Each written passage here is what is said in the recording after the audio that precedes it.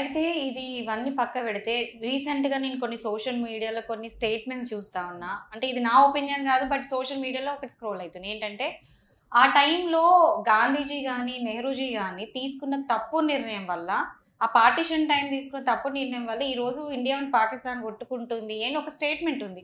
దాని మీద మీరేం చెప్పాలనుకుంటున్నారు? అంటే అంటే తప్పుడు నిర్ణయం అంటే ఏంటి? అంటే ఇండియా పార్టిషన్ అసలు చేయకుండా ఉండాల్సింది, కలిసే ఉండాల్సింది అని చెప్పి. పార్టిషన్ చేయటం మన చేతులు లేదు కదా. అది అప్పుడు మహమ్మద్ అలీ జిన్నా ఉన్నాడు. జిన్నా అనే ఆయన మాకు విడగొట్టమని అడిగాడు. అది మనం బ్రిటిష్ రూల్లో ఉన్నాం. మరి ఆ విధంగా వీళ్ళు డెసిషన్ మేకర్స్. ఆ రోజు మొత్తం చేతిలో పెట్టింది గాంధీజీ నెహ్రూజీ చేతిలోనే పెట్టారు. సో పెట్టినప్పుడు వీళ్ళు డెసిషన్ తీసుకున్నారు అని చెప్పేసి ఒట్టి మాట అది. అంటే మీకు ఆ విధంగా చేయకపోతే పాకిస్తాన్ ఇప్పుడు మహమ్మద్ అలీ జిన్నా ఒక పెద్ద లీడర్, మాకు సెపరేట్ కంట్రీ కావాలని అడిగాడు. ఇవ్వకపోతే బ్రిటిషర్ మన స్వాతంత్రం ఎందుకు ఇస్తారు? మనకి ఎవరు కదా, మనకి ఇండిపెండెన్స్ ఎవరు కదా. పాకిస్తాన్ మనకి ఒకేసారి వచ్చింది కదా ఇండిపెండెన్స్. 1947 అర్ధరాత్రి ఒకేసారి వచ్చింది. సో అది కాదు. కానీ దాని తర్వాత కొన్ని మనం కాశ్మీర్ విషయంలో కానీ వీటిల్లో తీసుకున్న కొన్ని చర్యల వలన మాత్రం నష్టం. అంటే ఆర్టికల్ 370 ఇవన్నీ ఇంప్లిమెంట్ చేయడం వలన కొన్ని అంటే అక్కడ స్టేట్మెంట్స్ ఏమున్నాయంటే Gandhiji was more favourable to Mohammad Ali Jinnah అని చెప్పేసి. అది చరిత్ర ఆ రోజు ఎట్లా ఉందనేది ఒకళ్ళు ఇంటర్ప్రిట్ చేస్తారు. బట్ ఈ మధ్యలో ఏంటంటే ఒకటి బాగా అంటే స్టేట్మెంట్ అనేది బాగా పాస్ అవుతుంది. అది నేను చూస్తున్నాను కాబట్టి దీని మీద me as a senior clarification. ఒకటి చరిత్రను విమర్శించడం తేలిగా, ఆ రోజున పరిస్థితుల్ని మరి ఇవాళ మనం స్వతంత్ర దేశంలో ఉన్నాం కాబట్టి హ్యాపీగా ఉన్నాం కాబట్టి మన తిండి మనం తింటున్నాం, మన ల్యాండ్ లో మనం ఉంటున్నాం కాబట్టి మనకి మాట్లాడడానికి హక్కు ఉంది కాబట్టి మన ఇష్టం వచ్చినప్పుడు మనం మాట్లాడవచ్చు. కానీ అదే 1947 ముందు మన ఇష్టం వచ్చినప్పుడు మాట్లాడటానికి ఉందా? లేదు కదా. మరి ఆ భగత్ సింగ్, సుభాష్ చంద్రబోస్ వీళ్ళందరూ ఎంతమంది త్యాగాలు చేసి ఎంతమంది ఆత్మాహుతి జరిగితే స్వాతంత్రం వచ్చింది. కాబట్టి అంటే ఒకటి డిసెక్ట్ చేయకూడదు. భారతానికి వెళ్ళి మనకి స్వాతంత్రం వచ్చిన తర్వాత ఏమన్నా తప్పు జరిగితే దాన్ని మనం క్వశ్చన్ చేయొచ్చు. సుభాష్ చంద్రబోస్ ఉన్నాడు, ఆ రోజు కొంతమంది మరి తప్పు అనేవాళ్ళు ఉన్నారు, రైట్ అనేవాళ్ళు ఉన్నారు. తప్పు అనేవాళ్ళు ఎందుకంటే కొంతమంది నాన్ వైలెన్స్ ని సపోర్ట్ చేస్తారు, కొంతమంది నాన్ వైలెన్స్ కాదు. నాన్ వైలెన్స్ మూలనే స్వాతంత్రం వచ్చిందంటే అది రాంగ్. నాన్ వైలెన్స్ మూలన ఎవడో బలహీనుడిని నెత్తిని పెట్టుకోరు ఎవడు. కాకపోతే ఇక్కడ ఈ సుభాష్ చంద్రబోస్ చేసింది ఏంటి? ఆయన జర్మనీతో ఉన్నాడు, ఆ రోజు హిట్లర్ జపాన్ తో ఉన్నాడు. ఇవి ఉన్నాడు కాబట్టి ఏంటంటే కొంత వాళ్ళ ఒకళ్ళ చేతిలో నుంచి ఇంకోళ్ళ చేతిలోకి ఎందుకెళ్ళాలనే ఒక మాట ఉంది. కానీ క్రెడిట్ ఆ రోజునే ఫస్ట్ నేషనల్ ఫ్లాగ్ వేసింది ఆయనే, ఫస్ట్ స్వాతంత్రం తీసుకొచ్చింది ఆయనే. ఆయనే ఇండియన్ ఆర్మీని ఏర్పాటు చేశాడు. ఎవరు సార్? ఆయన ఒక ఆర్మీని ఆయన మన ఏర్పాటు చేశాడు కదా. అటువంటివన్నీ జరిగిన తర్వాత భగత్ సింగ్ లాంటి వాళ్ళు వీళ్ళందరూ తీవ్రవాదం వాళ్ళందరూ ఎక్స్ట్రీమిస్టులు అయిన తర్వాత ఇవన్నీ అయిన తర్వాత సెకండ్ వరల్డ్ వార్ లో వాళ్ళందరూ వాళ్ళు బ్రిటిష్ కాదు బ్రిటన్ సెకండ్ వరల్డ్ వార్ లో వాళ్ళు వీక్ అయిపోయిన తర్వాత ఆ తర్వాత నెమ్మది యుఎస్ బలం పెరిగింది కానీ బ్రిటన్ వీక్ అయిపోయింది. మన పరిపాలించే పరిస్థితి లేని టైంలో మనం వదిలేరు కానీ తట్టుకోలేక. అంతేగాని వాళ్ళు ఏదో అహింసా సిద్ధాంతానికి లొంగిపోయి ఇదని కాదు. నిజంగా ఆ రోజునే ఇప్పుడు మీరు చూసే ఉంటారు అల్లూరి సీతారామరాజు సినిమా, మేము అందరం కలిసి ఉమ్మేస్తే కొట్టుకుపోతారు అంటాడే. నిజంగా వాళ్ళందరూ తిరుగుబాటు చేస్తే ఏమయ్యేది? అంటే ఆ రోజున భారతదేశానికి మనకున్న ఒక డిసడ్వాంటేజ్ ఏంటంటే ఎక్కడికక్కడ సంస్థానాలు ఉన్నాయి, కొన్ని వందల సంస్థానాలు దేశంలో.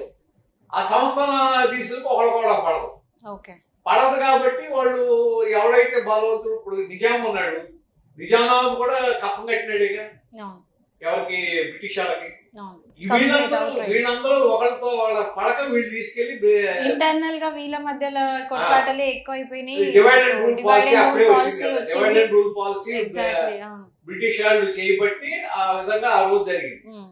అది వాళ్ళ తర్వాత ఏమైంది, ఇండియా అనేది మొత్తం ఇవన్నీ పోయి సంస్థానాలు ఇవన్నీ పోయి ఒక పెద్ద దేశంగా ఒక దీని కింద ఆవిర్భవించింది 1947 తర్వాత. ఆ పరిస్థితుల్లో ఏమైందంటే మనకి ఎవరైతే పాకిస్తాన్ తర్వాత రూలింగ్ వచ్చారో వాళ్ళు ప్రజాస్వామ్యం నుంచి మధ్యలో పక్క పోయి వాళ్ళ నియంత్రణతో వెళ్ళిపోయారు. ఆర్మీ హ్యాండ్ ఓవర్ చేసుకుంది, మొత్తం ఆర్మీ చేసుకుంది. అట్లాగా 1964 వాళ్ళు ఘోరంగా వాళ్ళు ఓడిపోయారు. ఆ తర్వాత సరే లాల్ బహదూర్ శాస్త్రి గారు తాష్కెంట్ ఒప్పందంలోకి వెళ్ళారు. ఒప్పందం అయిపోయిన తర్వాత అక్కడే సంతకం పెట్టి అక్కడే పాపం ఆయన చనిపోతుంది. సార్ ఈ రోజు ఆపరేషన్ సింధూర్ గురించి మాట్లాడితే 1964లో 1971లో 1999లో 3 వార్స్ అయినాయి ముందు కూడా.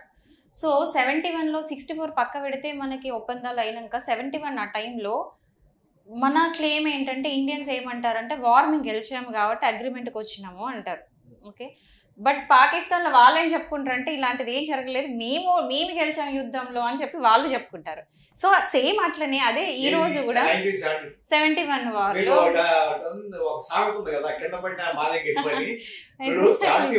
లో వాళ్ళు అప్పటికేముంది వెస్ట్ పాకిస్తాన్ ఈస్ట్ పాకిస్తాన్ ఒక ఫోటో కూడా ఉంటది అగ్రిమెంట్ చేసుకుంటున్నారు.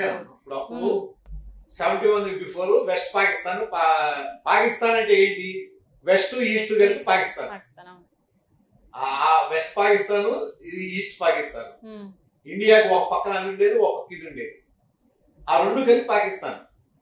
మరి ఆ వార్లో వెస్ట్ ఈస్ట్ పాకిస్తాన్ మొత్తం విడిపోయి బంగ్లాదేశ్ కింద వచ్చింది. బంగ్లాదేశ్ అవతరణ అప్పుడే కదా ఆ వారంలోనే కదా. మరి అదే బంగ్లాదేశ్ అవతరణ అయిన తర్వాత అక్కడ పాకిస్తాన్ ఆర్మీ ఉంది 93,000 మంది పాకిస్తాన్ ఆర్మీ. అప్పుడు ఇండియన్ అక్కడ ఉన్న జనరల్ జగదీష్ సింగ్ అరోరా, మన ఇండియన్ ఆర్మీ చీఫ్ మానేక్షా. ఆ రోజు ఈ ఇందిరాగాంధీ హయాం ఉండింది. మానేక్షా ఉన్న టైంలో ఇందిరాగాంధీ గారు ఉన్నట్టు ప్రైమ్ మినిస్టర్ ఇందిరాగాంధీ. ఆ టైంలో ఏమైంది, మీరు ఆయుధాలు వదిలేసి లొంగితే మేము మొత్తం ఇండియన్ ఆర్మీ చుట్టుముట్టేసి ఉంది, మీరు ఆయుధాలు వదిలేసి లొంగితే క్షమాభిక్ష పెడతాం, లేకపోతే మేము వార్ చేస్తాం, మేము ఒక్కరు కూడా బతకరని చెప్పి ఆ రోజు మన వాళ్ళు హెలికాప్టర్ లో నుంచి ఫ్లైట్ లో నుంచి వాళ్ళకి ఫుడ్ ఇది పంపించారు. ఇది మెసేజ్ అదే కరపత్రాలు. సార్ ఫుడ్ కూడా అది కూడా మనమే ఇచ్చామంట కదా, అది కూడా మనమే పైనుంచి ఫ్లైట్స్ లో నుంచి.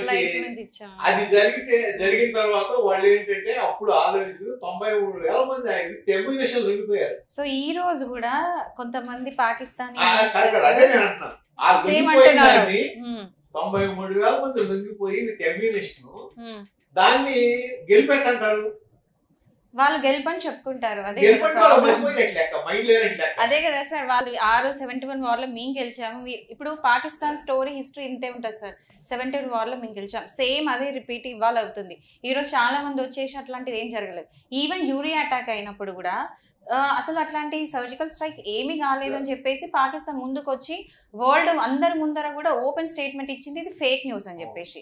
సో ఆ సర్జికల్ స్ట్రైక్ నిజంగా అయిందంటారా కాలేదు అంటారా? సర్జికల్ స్ట్రైక్ అయింది కదా, అదే కాదు కదా. ఇప్పుడు మీరు కార్గిల్ వార్ తీసుకోండి, కార్గిల్ వార్ కూడా అంతే కదా, 1999 కార్గిల్ లో కూడా పాకిస్తానే దాన్ని మొదలెట్టింది, పాకిస్తాన్ గెలిచింది మనం. సో చాలా మందికి యూత్ కి తెలియదు ఏంటంటే మనం 3 వార్లు వాళ్ళకి మనకి 3 మనం గెలిచాము, ఇది తెలియదు. సో ఈ జనరేషన్ కి ఏంటంటే హిస్టరీ అనేది ఎలా అంటే బుక్స్ లో చదవరు, మీలాంటి పెద్దవాళ్ళు చెప్తే వాళ్ళకి నాలెడ్జ్ ఇచ్చినట్టయితే అని చెప్పి నేను క్లారిఫై చేసుకుంటూ అడుగుతా ఉన్నాను. సో ఇది